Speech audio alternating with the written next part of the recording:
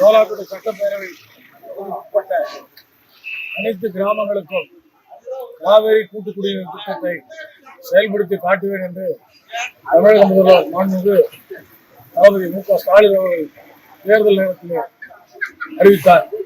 அவர் சொல்லியதை செயலாக காட்டியிருக்கிறார் கோலாப்பேட்டை சட்டமன்ற தொகுதி உறுப்பினர் மதிப்பிற்குரிய தேவராஜ் எம்எல்ஏ அவர்கள்.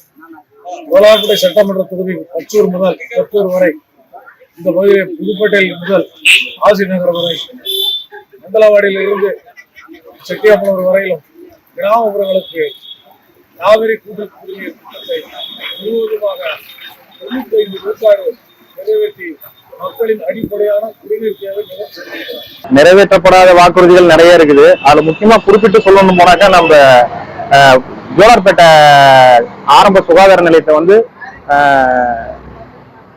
கேன்சர் ஹாஸ்பிட்டல்ல கொண்டு ஒரு நவீனப்படுத்துறதாக சொன்னாங்க. அது இன்னும் நிறைவேற்றப்படாமே இருக்குது. அதுக்கப்புறம் பார்த்தீங்கன்னா தொழில் வரையும் இந்த சிப்காட் கம்பெனி வந்து எடுத்து வந்து கொடுக்குறோன்னு சொன்னாங்க. அதுவும் இன்னும் நிறைவேற்றப்படாமே இருக்குது. அப்புறம் நீண்ட கால பிரச்சனைன்னு பார்த்தீங்கன்னாக்கா நம்ம இந்த ஜோலார்பேட்டை இருக்கிற ஒரு மெயின் நீர்பிடிப்பு பகுதியில் வந்து ரொம்ப அதிகமான குப்பையை கொட்டுறாங்க. அதை வந்து தூர்வாரப்படாமே இருக்குது. அதிக இந்த மழைக்காலங்களில் பார்த்தீங்கன்னாக்கா தண்ணி ரோடுக்கு வந்துடுது. தூர்வாரப்பட்டா இன்னும் குடிநீர் வசதியா இன்னும் மக்கள் விவசாயிகள் நிறைய பயனடைவாங்க. அதுக்கப்புறம் பார்த்தீங்கன்னாக்கா இன்னும் விவசாயிகள் இதனால குடிநீருக்கு நல்லா ஒரு வசதியா இருக்கும். இதை ஏற்படுத்தி கொடுக்காம இருக்கிறாங்க. அது வாய்ப்பு இல்லைங்க, வாய்ப்பு இல்லை. ஏன்னா ஏற்கனவே இருக்கிற சட்டமன்ற அந்த வாக்குறுதிகளே நிறைவேற்றப்படாத போது இவங்களுக்கு வாக்களித்து ஒரு பயனும் கிடையாதுங்களே. எங்க பகுதியில் வந்து குடிநீர், டேங்கு, ரோடு வசதி அவர் என்னென்ன வாக்குறுதி கொடுத்தாலும் ஓரளவுக்கு நிறைவேற்றப்பட்டாரு. பல பகுதியில் வந்து இந்த மேம்பாலம், இந்த புறவழி சாலை இன்னும் ஒரு 6 மாதத்துக்குள்ள இந்த வர திட்டமெல்லாம் வந்து அதை நிறைவேற்றப்படுவார் என்று நாங்கள் எங்களுக்கு நம்பிக்கிறோம். திரும்பவும் அதே சட்டமன்ற உறுப்பினருக்கு வாய்ப்பு கொடுத்தா நீங்க வாக்களிப்பீங்களா? கண்டிப்பா வாக்களிப்போம். அவர் செய்யாதது பல இருக்குது. முக்கியமாக திருப்பத்தூர்ல வந்து புறவழி சாலை அமைக்கணும்னு சொல்லி அனௌன்ஸ் பண்ணாங்க. 4 வருஷம் கடந்தும் ஒன்றும் செய்யல.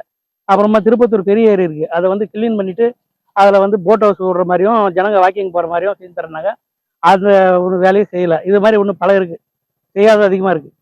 இப்போதைக்கு இவரு கொடுத்தா போட மாட்டோம். இவர் சொன்னது செய்யலை, அதனால போட மாட்டோம்.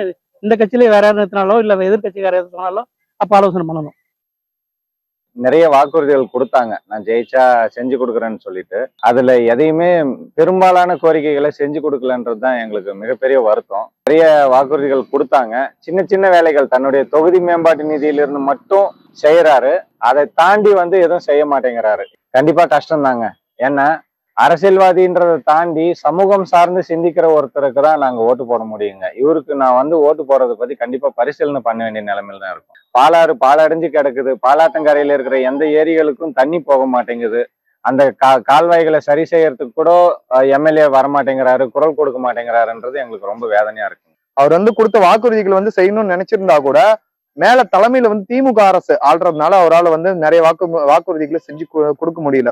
ரயில்வே கேட் பிரச்சனையை வந்து நான் சட்டமன்ற உறுப்பினராக தேர்ந்தெடுக்கப்பட்டா கண்டிப்பா வந்து அழுத்தம் கொடுத்து நான் முடிச்சு தரேன் அப்படின்னு சொன்னாரு. அவர் வந்து வாக்குறுதி கொடுத்திருந்தாலும் அவரால் மேல வந்து அழுத்தம் கொடுத்து செய்ய முடியல.